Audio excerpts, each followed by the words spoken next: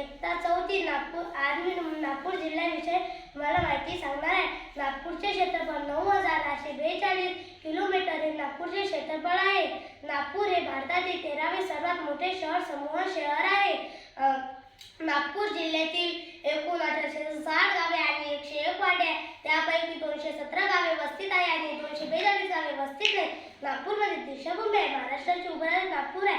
नागपूरमध्ये संत प्रसिद्ध आहे. जापनीज रोज गार्डन मध्ये नागपूर हे सेमिल भागात शांतीसाठी हे प्रसिद्ध आहे. झिओल माईल स्टोन महाराष्ट्रात व भारतातील प्रसिद्ध स्थळे आहे.